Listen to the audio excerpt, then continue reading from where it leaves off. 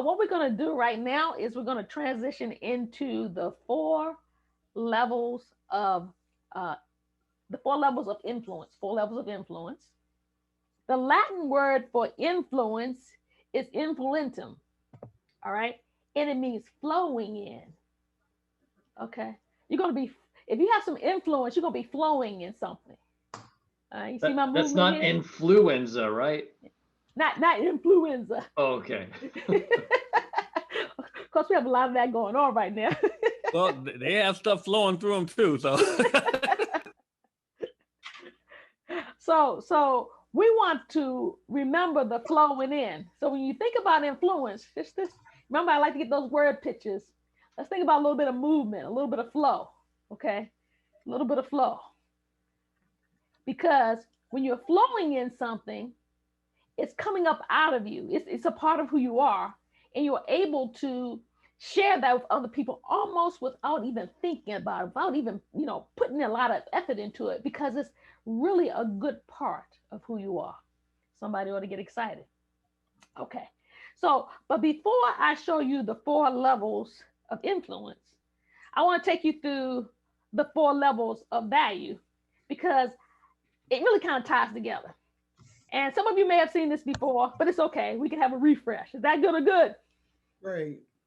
So, um, so four levels of value. That's where we headed.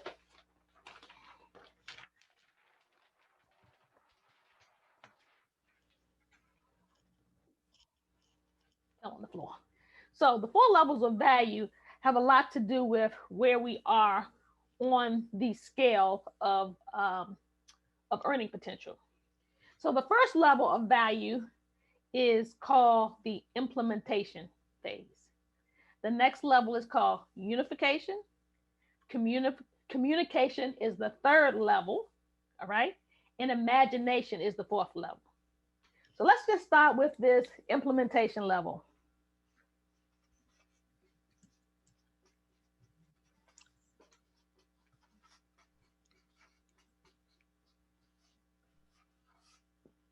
Implementation level is where individuals are basically using their hands to do the work.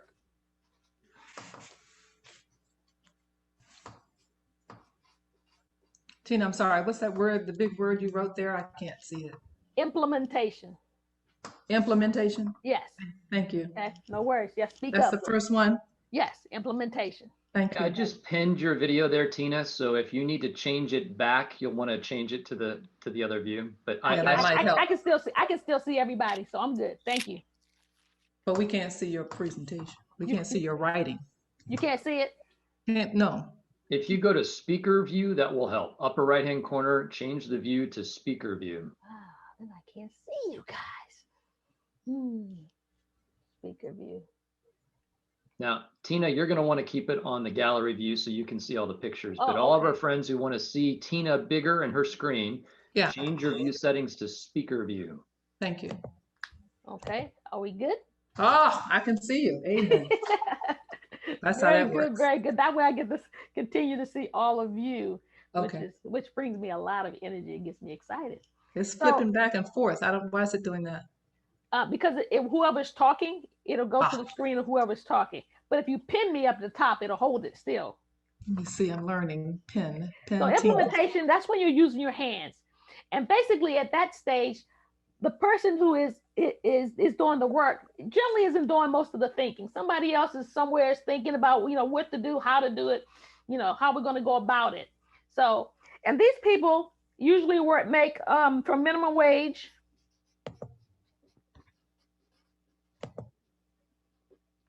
to about 80K, minimum wage to about 80,000. And the scale changes depending on who's doing it, because some people even think on a higher level. But I'm going to go right here. Now, if you're an electrician or a plumber, maybe, you may be up at the higher end of that scale. You're using your hands, but you're still, you have a technical skill that's a little bit greater. But, basic folks who are maybe working in a restaurant or stocking a store, something like that, minimum wage. That's the implementation phase. The next phase is called unification.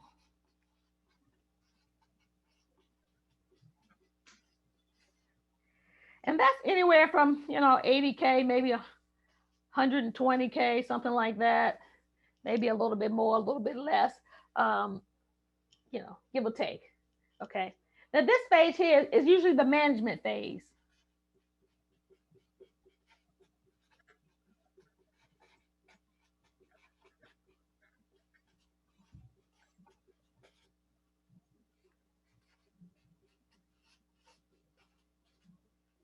It's the management phase, and the people in that phase tend to work a lot of hours. They get elevated up in their salary, but they're working, 60, 70 hours a week instead of the 40 hours. They're putting it in. They've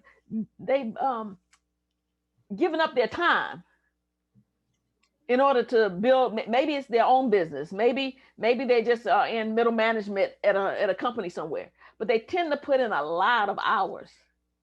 Okay, tend to get a lot of burnout. Tend to be thinking more about, if I'm doing all this for somebody else, what could I be doing for myself? The next level is communication.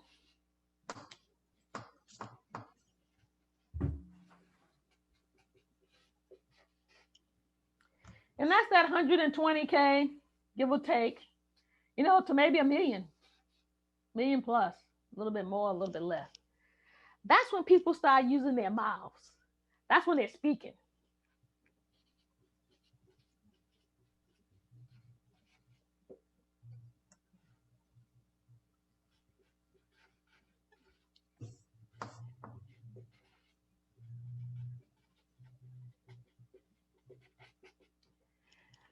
That's when they're speaking, and that's when they have the revelation. You know what? My time is worth way more to me than the money that someone's paying me, especially if it's a little bit of money. And I need to figure out how whatever I'm doing, I can do it a lot faster with a lot less time. So they're going to produce more on a compressed schedule because they got other things to do. They got golf to play. They got creations to come up with. They got family to hang out with. They don't want us to be spending all their time like these poor unification folks down here working 78, just burning themselves out and really not having a life. They decided up here, I'm going to use my mouth. I'm going to use my skills and tools to figure out how to create an income level that can afford me to be able to work less hours, yet make sometimes even more money. Is that good or great? Great. How many speakers we got in the room? Great. How many speakers we got in the place? Right here. Oh, come on now. Great. Raise your hand. How many speakers we got in the place? Right here. Okay. So if all the speakers are in the house, then we're talking about, changing the way you do things. All right. So, and then the next level, that's that 1 million plus out to the billions and the trillions. These are the innovation folks.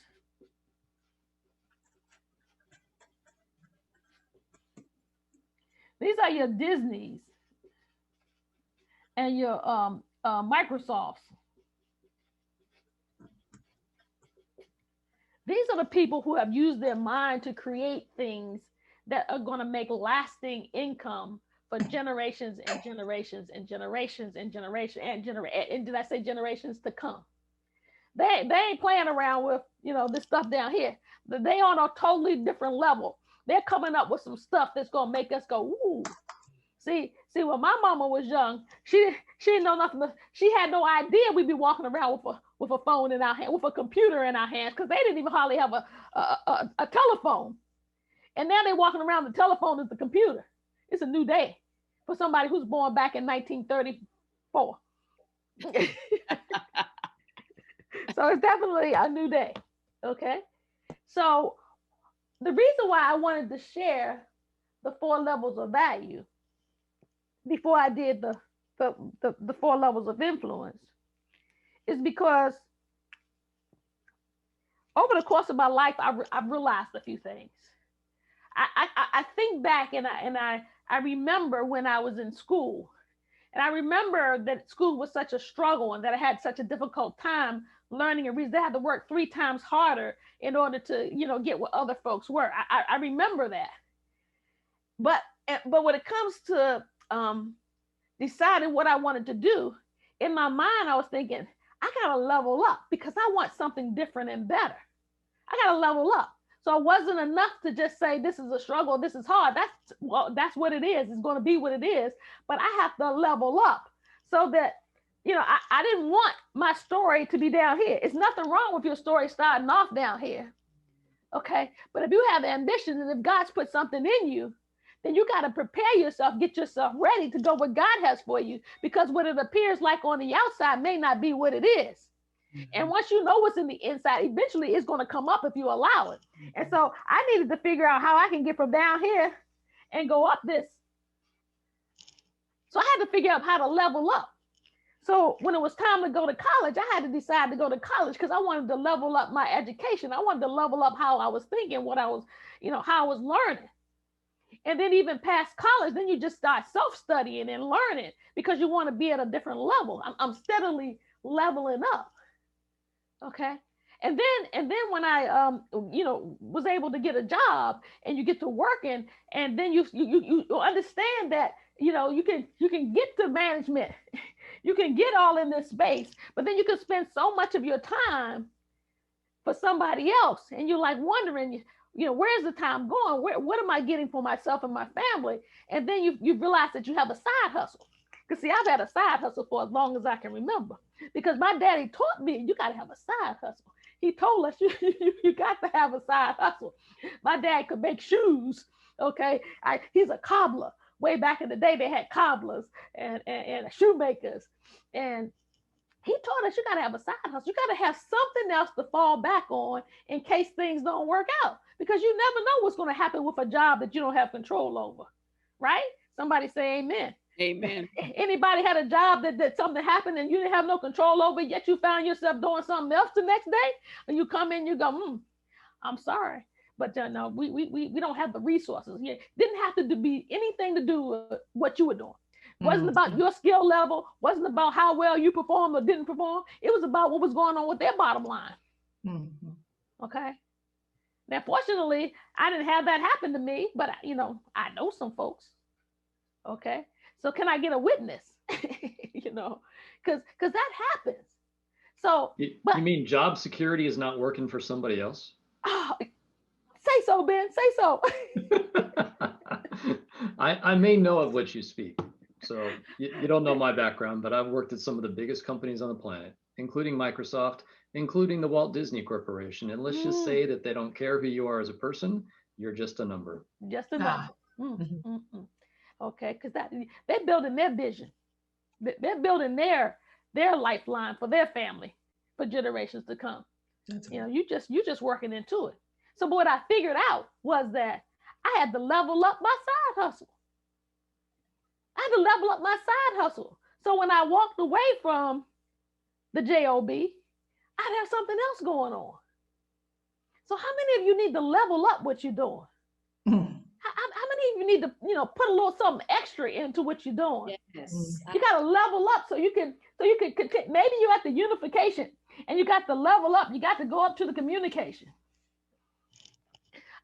Now that I'm up to the communication, I'm thinking about, I'm not giving up on the fact that there still might be some innovations. The Lord might still have something for me. It may be still something I'm going to create, something that's going to come up, something that's going to come out. I can't limit God. I just got to keep asking and listening to see what he has to say. I want to say the same to you guys. Don't limit. Don't set God. Don't put limits on God. He's got some good stuff for us. We just need to listen and hear and figure out where you got to level up from so you can get to the next level. Now, once you get to the next level, or even along the way, okay, you're going to build some influence. All right. And this influence is what's going to really be helpful for you and those who you serve.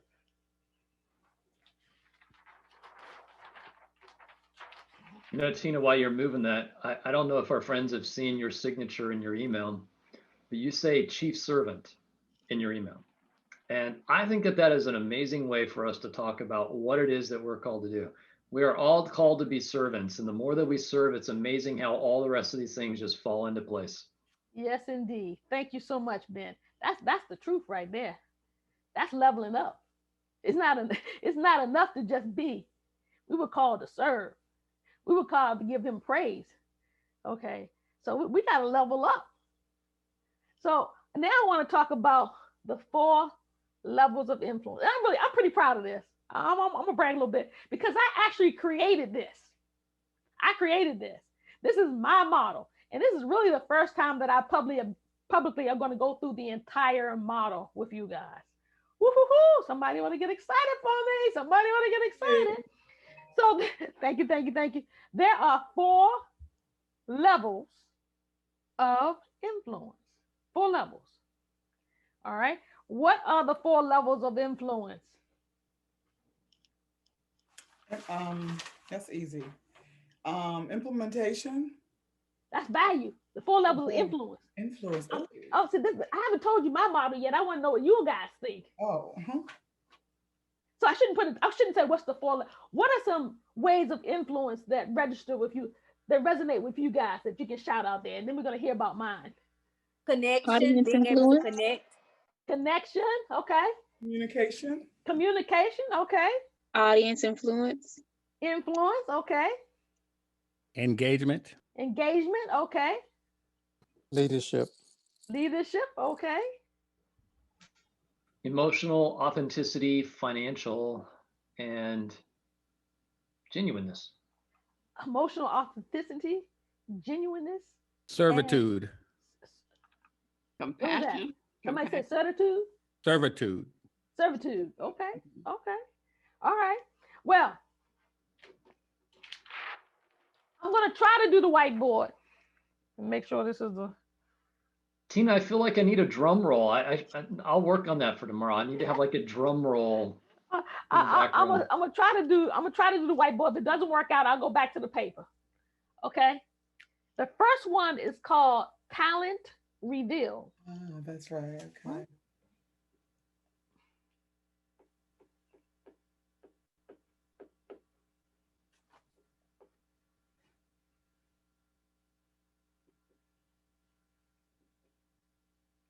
Reveal. Oh, y'all know my spelling. Where's the eraser?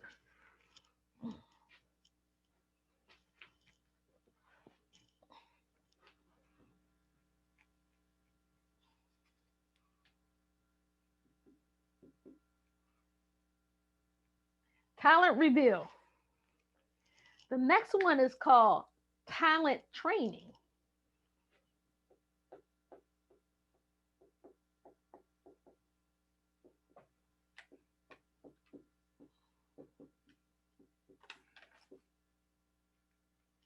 The next one is called talent magnification.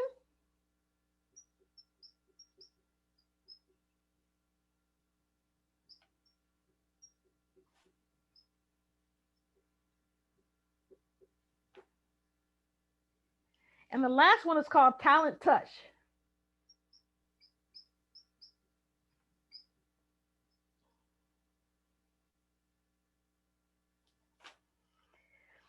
Now I have a theory.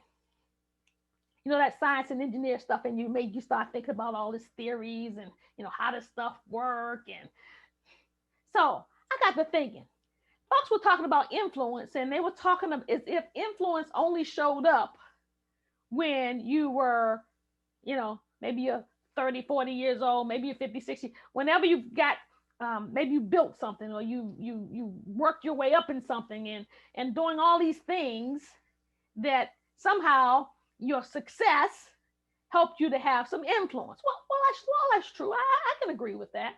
I believe it's true. But I believe that we came here with influence. I believe that we were perfectly and wonderfully made. So, and that we had gifts when we got here. I believe that because that's what Scripture says. Scripture says we come here with gifts. So if you come here with a gift, something that somebody can appreciate, Your influence has got to start when you get, or at least when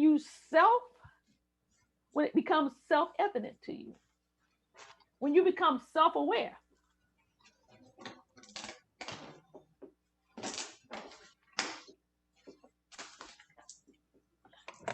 So your talent shows up when you have a self-awareness. Maybe you are a drum player and you start hitting on the drums and you just banging, but all of a sudden you realize that your banging is making sounds. Your banging is actually creating beats that make sense. In fact, you realize that as you're doing this banging, that it's not really banging, this is actually music. And that you're able to listen with your ear and bang a beat or beat a beat to something that's already in existence. And you go, ooh, that's interesting. So you become self-aware. So your influence just built within yourself. You just built influence within yourself when you became self-aware of the fact that you had a gift or something that was a little bit better than what somebody else had. In fact, you go, I got something going on here. And then maybe a parent or a teacher or somebody heard this gift, this tapping, and they start to size up. So somebody else now starts to size up your gift. And you just built a little bit of influence with them. Let's just say this kid with the beating is a music teacher. So you just built a little bit of influence with that music teacher. Okay? Because they go, wow, you got something going on. Then you get a little confidence.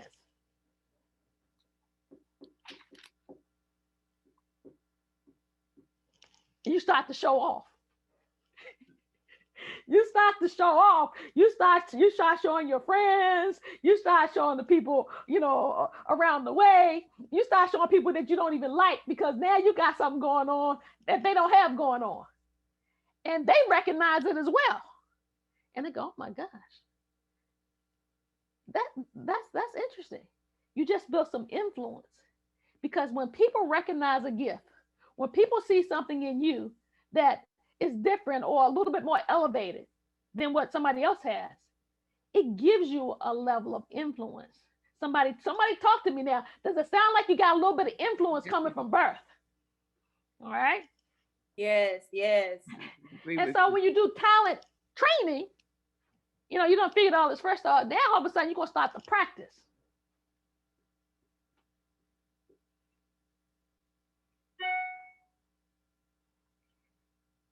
Then you're going to prepare. And then you're going to make your way to the play. Okay. So now that you realize that you have something going on, you start to practice this thing. If it's playing the piano, if it's maybe you can do math with your math skills are on point. You can do it at the pop of a finger. If it's that drum, you start to practice. And then you say, okay, well, this is good, but then let me start to prepare. Let me educate myself. Let me figure out how I can become even better at what it is I'm doing by studying what somebody else has done. Okay. So then you start making preparations to really increase your gifts and your talents. What's happening, you guys? Your influence in that area is doing what? It's going up. It's going up. And then you get bold. Then you put me on the Playhouse stage. Book me at the Apollo, put me at the talent show, put me in the spelling bee, put me in the reading contest, because you practice, you prepare, and now you're ready to go out and play and perform so people can see it. And what happens then? When Michael Jackson was singing at home, he had some influence at home. But when his family put him out on the stage and everybody else saw that he could sing, his influence did what? It went up. Mm-hmm. Yes, it did. His influence went way up because he could sing. Okay? Talent magnification. Talent magnification. This is when, you build your confidence.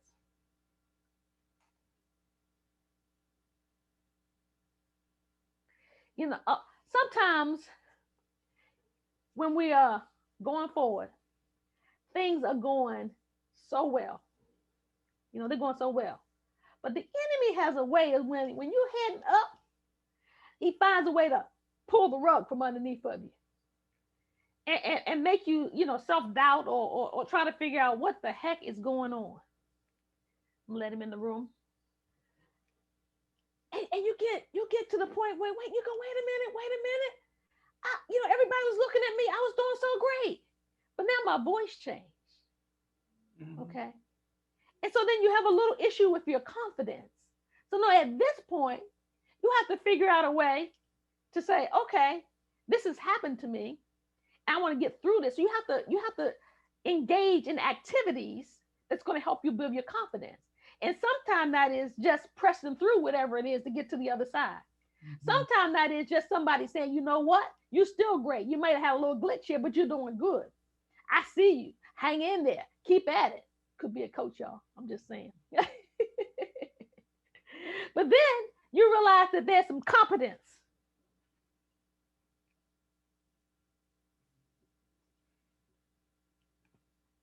Because despite all of this, you realize you have a talent. You realize you've been practicing, you've been preparing and educating yourself. You realize you're really good at this. And it doesn't matter what has come at you because you know that you're good at it. You have built competency. All right? You're good. But you know what happens? Credibility.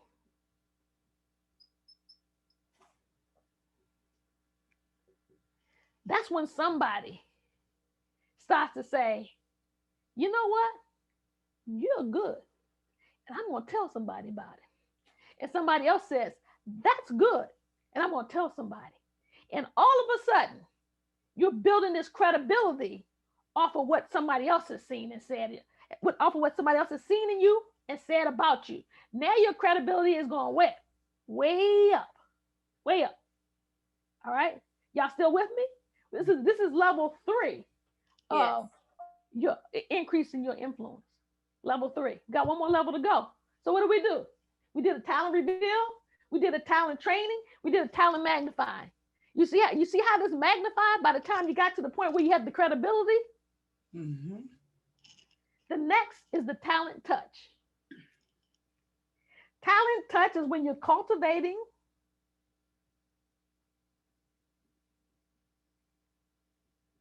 brilliance. You're cultivating brilliance in somebody else. Somebody ought to get excited. Who took a moment to cultivate some brilliance? Who took a moment to help you cultivate your brilliance? Can you think of somebody who said, okay, I see something in you. They even might have been giving you, they may even been talking about you, giving you that credibility. But they said, you know what? I want to do even more for you. I want to help you take it to even another stage. I want to cultivate that brilliance. I want to sow more into it. Maybe they put some revenue into it. Maybe they put some time into it. But they're cultivating your brilliance. And then you know what? You know what the next C is? Somebody tell me now. Come on, let me hear it. Let me hear it. What's the next C? Y'all know what it is. Come on. Let me hear it. What's Y'all up? know what it is. It's coaching. Of course.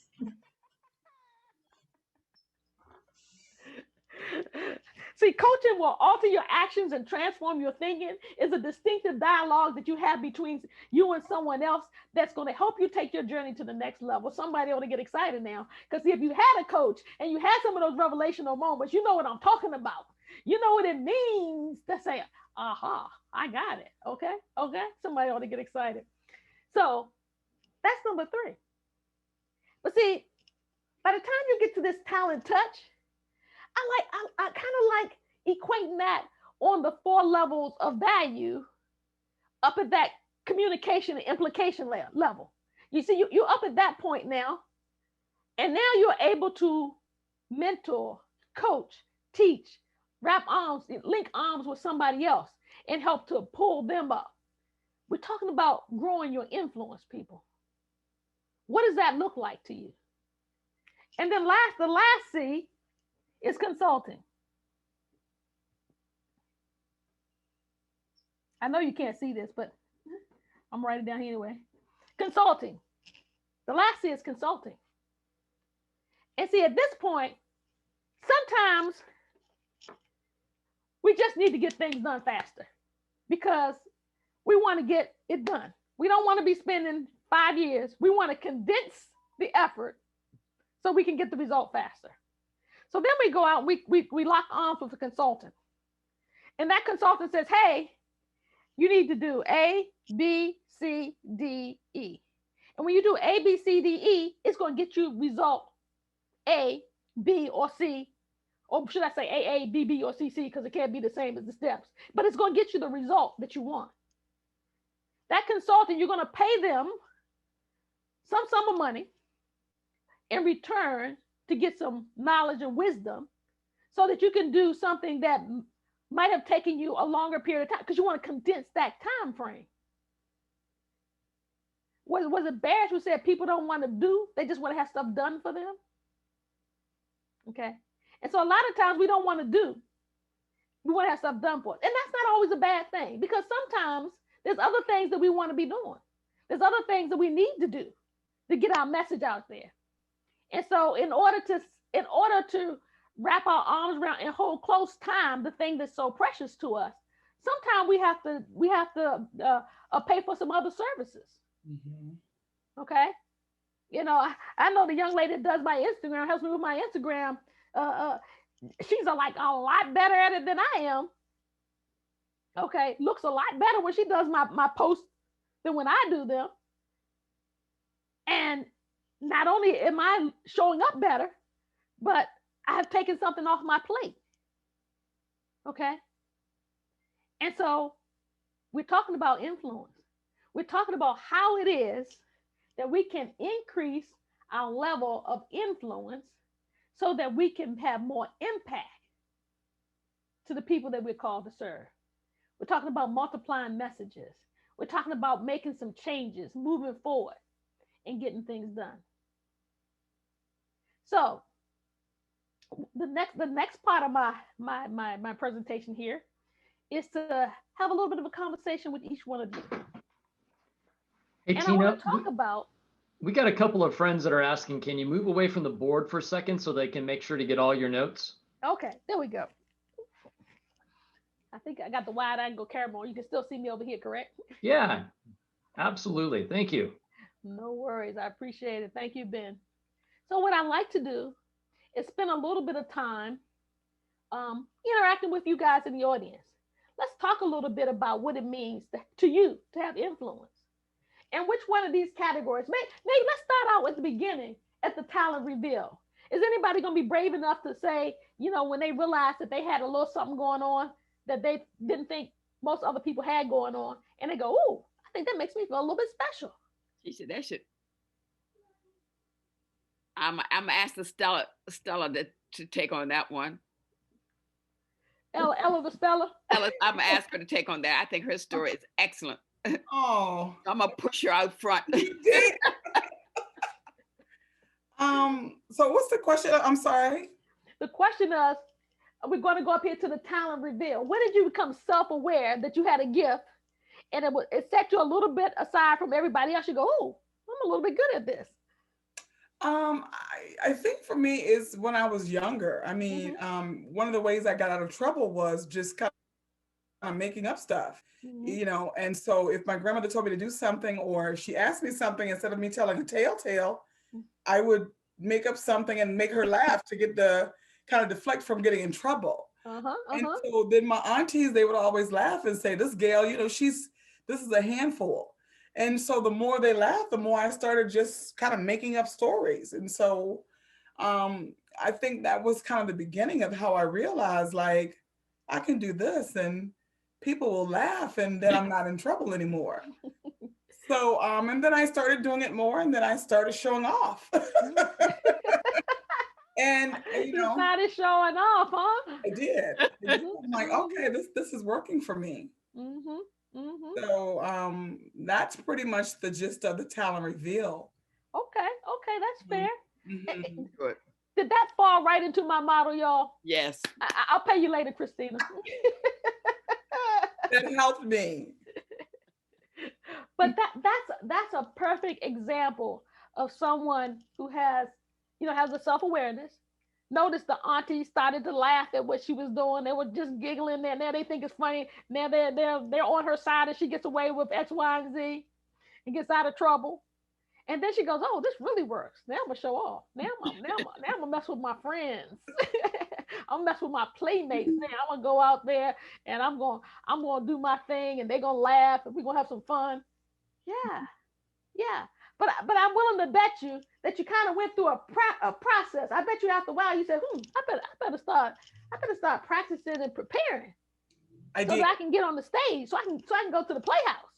That's exactly what started happening. I got some opportunities to take some training at the Improv. And so one of the things we did, we had to write every single day, even if it was just one little punchline, we had to write every single day. So the more I started writing, and then I started like testing myself and then committing stuff to memory and then using my creativity, I'm like, yeah. And so that was the preparing. And then eventually, I got time on larger stages. So it's good stuff. You're right on it. You're right on it. Built your confidence. Absolutely. Got your competency on point. Yep. Credibility. People talking about you. Can you call Eleanor Speller so she can book an event for you?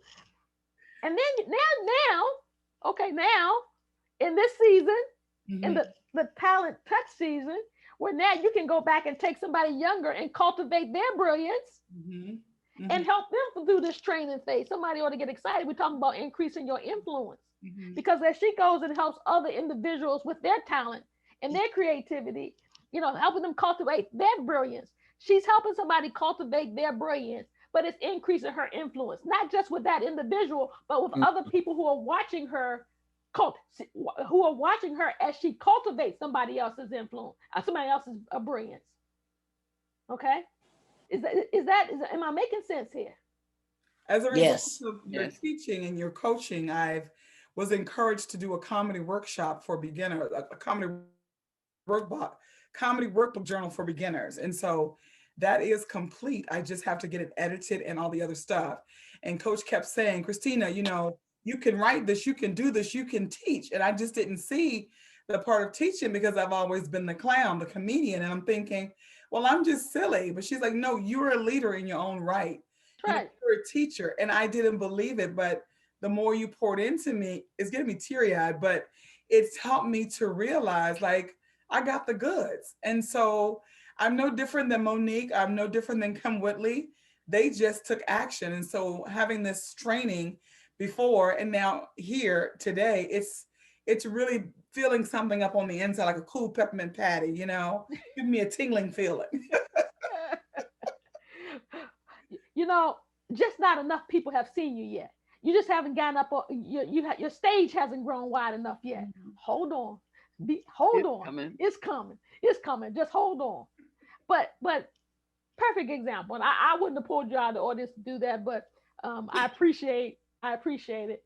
But it is a true example of how we start to build our influence from birth. Okay. Some of us, now maybe you don't act on it, or let's just say, how many people have realized that they have something special and they go, you just kind of brush it off and you leave it alone. And you keep moving and you keep moving. It keeps tapping you on the shoulder and you keep brushing it off. It doesn't mean that it wasn't there. It just means that you didn't self-recognize it. You didn't become self-aware, or you became self-aware, but you just blocked it out. Okay. Lots of folks have gifts and talents that are within them, but they block it out. And therefore, it may not get into full effect till much later than it was supposed to, because they were too busy blocking it out. Somebody ought to get excited in here now, because I'm teaching something today. I'm hearing you. Anybody else would care to share? With me, this is Les. I'm on Les. Talent training stage right now. With me, just started, one of the things with me was once I got my doctorate years ago, I said I would never going back to school. And I find myself going back to school to get my certification in coaching.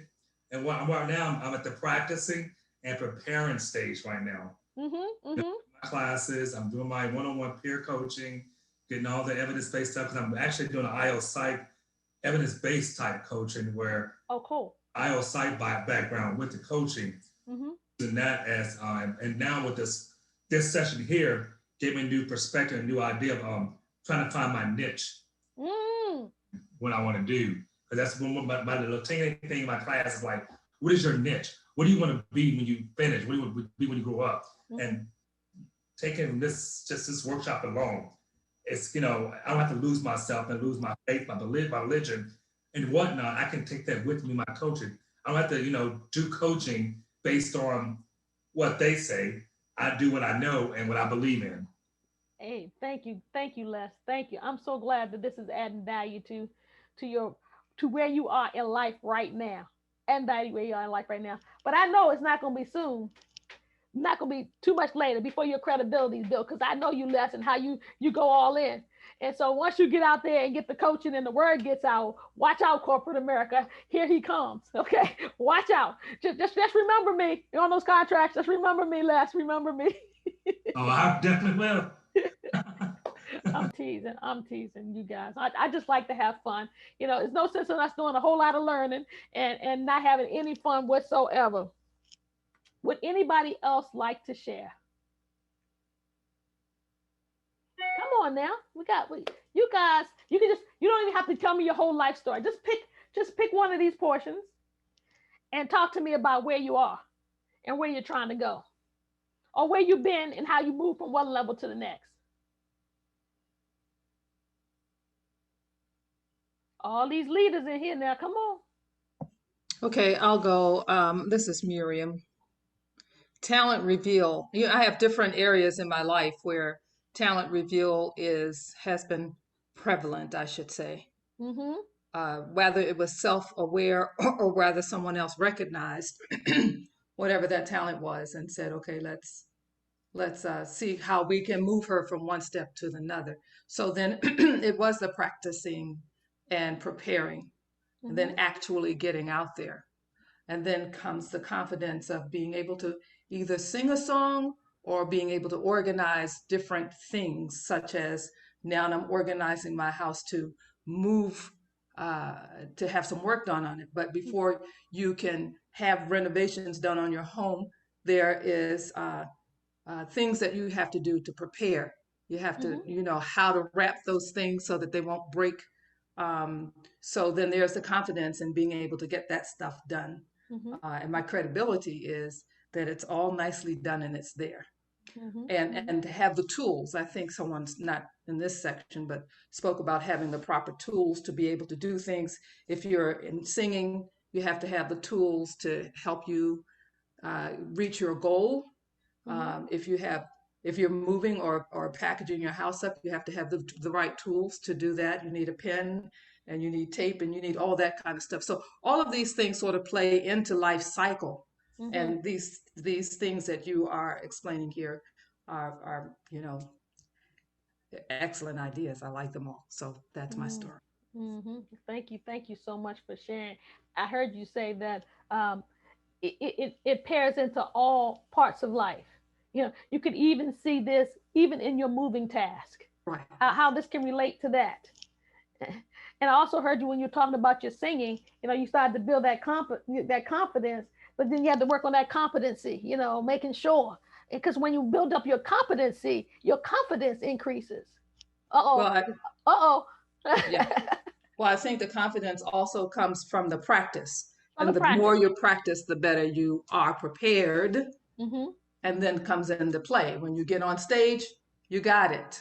You've got that confidence to get it done. And so I think it plays a lot, these things, the reveal, the training, the magnification, and the touch, all interrelated with our life in general.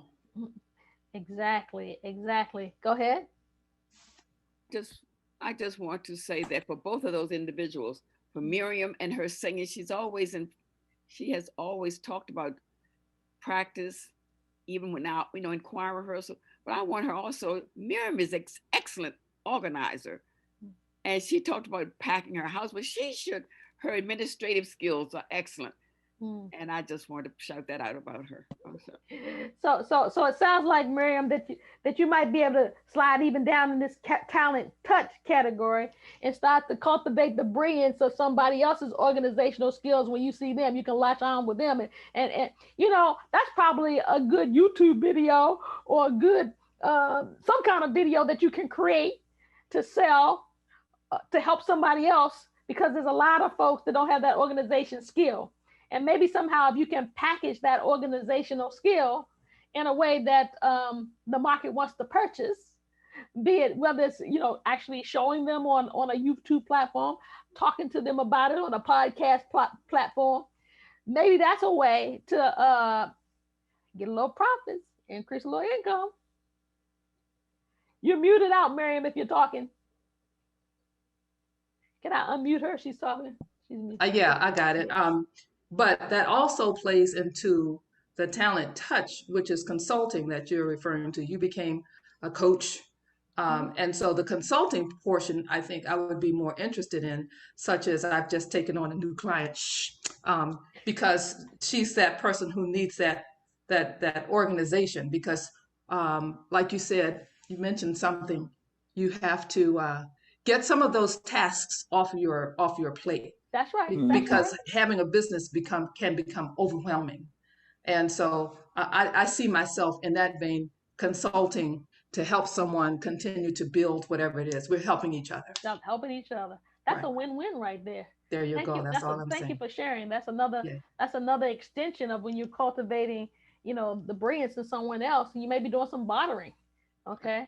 And, it doesn't always have to be an exchange of dollars, but it could be exchange of just helping each other with whatever gifts you have so that the other person can win. But we are talking about profits here, so we don't want to. Yeah, we are talking about profits. My daddy told me don't do nothing for free. I guess we can say that our dads have given us some good advice. Is that not true? That's true. Thank you. Anybody else can shout out that somebody in their family, be it a dad, a mom, or aunt, or uncle, somebody gave you some good advice. Somebody said yes. All right, John, yes. I need that mic unmuted. Come on. Yes. Okay. I was waiting for her. I appreciate it. All right, guys. Again, we started out talking about increasing influence. We looked at the 4 levels of value and how if you want to go up that 4 levels of value, first of all, you have to recognize what they are. Okay. So, because if you don't even recognize where you are, you can't even move forward. So you have to recognize where you are on those 4 levels of value. And then we went into the 4 levels of influence, and we recognized, or we brought into play the fact that this actually starts at birth. Your gift was deposited into you. And when the self-awareness comes up, well, that's we don't know exactly when that happens, but it will happen. Okay. And what you do with it is up to you. But as you cultivate it and grow it, then again, increasing your influence. All right. Somebody who plays basketball or something like that, they've been playing basketball probably their whole life. And then when they make it to the pros and they have some influence, they didn't just get that influence right there. That kind of grew along the way. Maybe they were the captain of their team or co-captain. Or maybe they just was maybe they just was a team member that was very supportive of other people. Because you can be very supportive of other people and cause your influence to come up. All right. But it all comes back to the fact that if we're in business and we want to profit, we want that influence to be around our what? Our tribe. Remember, we talked about our tribe. They know your voice. Okay. They know you and you know them. And once you wrap your arms around that group and you build the influence there, and as somebody would tell me, got to get that visibility up. And so, especially when there's a shift, and I'll speak personally, because I've pretty much shifted from where I had a lot of influence, a lot of authority, being, you know, with my job, and then coaching relative to that. And now that I've come out to the side hustle side for my full-time gig, I got to build up my influence and authority here. Now it's moving up because I've been in it a while. But if I want to keep elevating it, I gotta get out there. I gotta be more visible. Somebody ought to get excited. Come on, we're talking about things that get us excited, to get our influence up. You guys, I appreciate you guys. So that's basically what I had to share on increasing your influence.